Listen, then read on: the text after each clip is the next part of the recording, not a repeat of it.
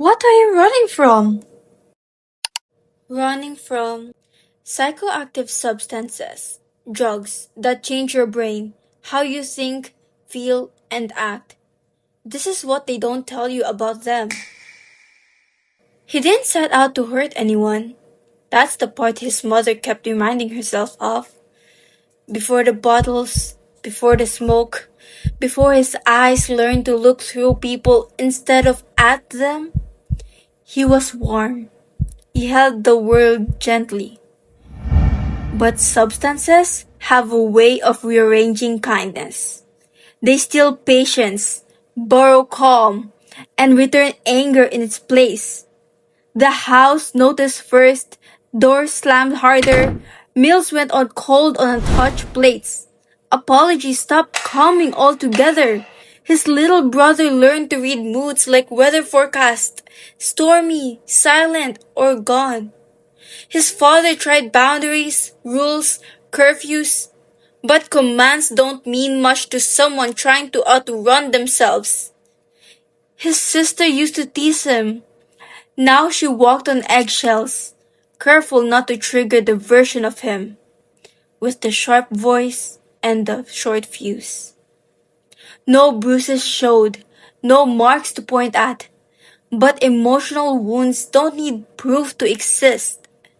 Still, this wasn't a villain story. It was a hurting person's story. And hurting people have a habit of hurting others, long before they realize it. Then one night, after a fight that left no one yelling, only quiet and tired, he caught his reflection and didn't recognize the person staring back. He expected guilt to crush him. Instead, it was grief. Grief for the self he'd abandoned. Grief for the family learning to love him from afar.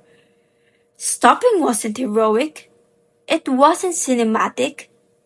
It was awkward, humbling, filled with relapses and resets, and conversations that felt like stitching up wounds that had been open too long. The first apology cracked the ice. The second thawed the kitchen. And slowly, warmth returned to the house in small doses. A shared breakfast, a ride to school, a laugh that sounded like the old hymn. He didn't stop because substances ruined him. He stopped because they almost ruined everyone he loved. Because at the end of the day, he still cared. And caring, even quietly, is its own kind of hope. Psychoactive substances, alcohol, nicotine, caffeine, and other drugs don't just change your brain.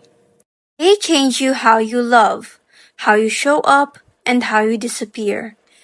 They can change you into a stranger to the people who know you best. But here's the truth. No one should forget. No one is too far. No one is too broken. No one is beyond coming home.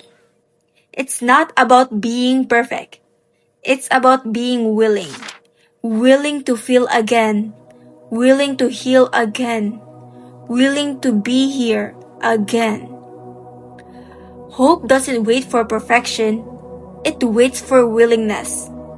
So ask yourself, what are you running from? And more importantly, what are you running toward? Choose awareness.